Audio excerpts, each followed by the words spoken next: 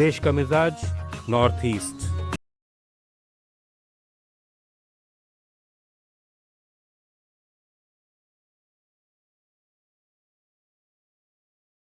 Let's mic देश का मिजाज और खबरें उत्तर पूर्व से।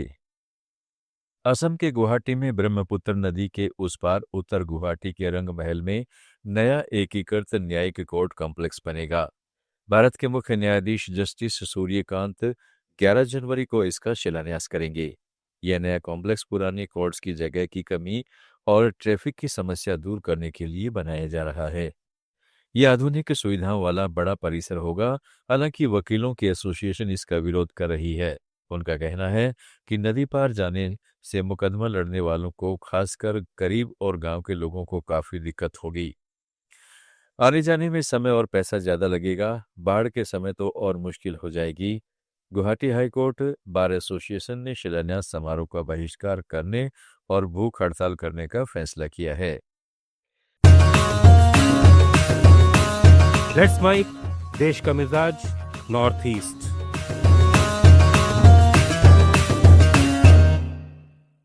त्रिपुरा में समर्पण कर चुके कुछ पूर्व उग्रवादियों ने सरकार पर आरोप लगाया है कि 1.5 दशक बाद भी उनका पुनर्वास पैकेज पूरा नहीं किया गया है।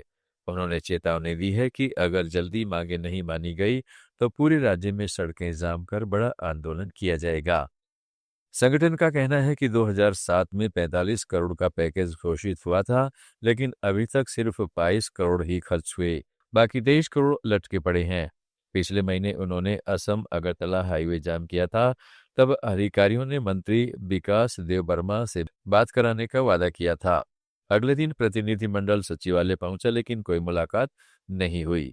पूर्व उग्रवादियों ने इसे धोखा बताया और कहा कि ऐसी उपेक्षा बर्दाश्त नहीं करेंगे। मेघालय मानव अधिकार आयोग ने पूर्वी जैंतिया हिल्स के थांगस्को गांव में अवैध कोयला खदान में 23 दिसंबर को हुए विस्फोट का स्वतः संज्ञान लिया है, जिसमें 2 मजदूरों की मौत हो गई थी। एक संदिग्ध बांग्लादेशी की मौके पर मौत हुई, जबकि अशोक तमांग ने शिलांग अस्पताल में 1 जनवरी को दम तोड़ दिया। आयोग ने पुलिस को विस्तृत जांच रिपोर्ट अगले महीने के पहले हफ्ते में सौंपने का निर्देश दिया है। ये खदान अवैध बताई जा रही है। यहाँ कई मालिकों ने बांग्लादेशी मजदूरों को रखा था और कई घायल मजदूरों को बांग्लादेश भेजे जाने की आशंका है। मणिपुर के कांगपोकपी जिले की पहाड़ियों में कई एजेंसियों की संयुक्त टीम ने एक बार फिर अवैध अफीम की खेती के खिलाफ बड़ी कार्रवाई की है।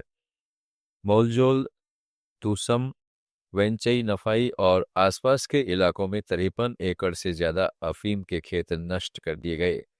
मणिपुर पुलिस, सीआरपीएफ, वन विभाग और नारकोटिक्स कंट्रोल ब्यूरो की टीमों ने इस अभियान में खेती करने वालों के साथ अस्थायी झोंपड़े ढाए। 11 बोरी खाद, 23 बोतल राउंडअप हार्बिसाइड, 14 बोरी नमक समेत बड़े पैमाने पर खेती के सामान को जलाया और स्प्रे पंप तथा पाइप जैसे उपकरण भी नष्ट किए। मिजोरम सरकार ने चकमा ऑटोनोमस डिस्ट्रिक्ट काउंसिल में राज्यपाल शासन को और बढ़ाने से साफ मना कर दिया है। आइजोल में हुई कैबिनेट बैठक में तय हुआ कि वहां अब कोई राजनीतिक अस्थिरता नहीं है, क्योंकि एक पार्टी के पास 20 में से 16 सदस्यों का बहुमत है। इसलिए गवर्नर रूल 6 महीने और बढ़ाने की कोई वजह नहीं है। नई जांच की जरूरत भी नहीं, क्योंकि पुरानी रिपोर्ट्स काफी हैं। यह पिछले साल जुलाई में गवर्नर रूल लगा था, जब बड़ी संख्या में दल बदल से सरकार गिर गई थी। अब बहुमत वाली सरकार ने गवर्नर से जल्द नई कार्यकारी समिति बनाने की मांग की है, ताकि लोकतंत्र फिर से बहाल हो सके। नागालैंड में दीमापुर एयरपोर्ट के विस्तार के लिए असम राइफल्स ट्रेनिंग सेंटर को अक्टूबर 2025 तक करीब 19 एकड़ जमीन खाली करनी थी, लेकिन अभी तक पूरी जमीन नहीं सौंपी गई है। एयरपोर्ट अथॉरिटी ऑफ इंडिया के डायरेक्टर ने दीमापुर में एक मीडिया हाउस को बताया कि गृह मंत्रालय ने सितंबर 2025 में सिविल एविएशन मंत्रालय को पत्र लिखकर इसमें से 2.25 एकड़ जमीन फिलहाल रखने की मांग की थी, क्योंकि वहां परिवारों के लिए सड़क, पानी की पाइपलाइन और 2 ट्रांसफर बने हुए हैं। इसके बाद दिसंबर में एक कमेटी बनाई गई। अब एयरपोर्ट अथॉरिटी ने साफ कहा है कि ये जमीन एयरपोर्ट मास्टर प्लान का अहम हिस्सा है और अब इसे छोड़ा नहीं जा सकता, इसलिए इन सुविधाओं को कहीं और शिफ्ट किया जाए। देश का मिजाज में फिलहाल इतना ही। जुड़े रहिएगा लेट्स माइक के साथ।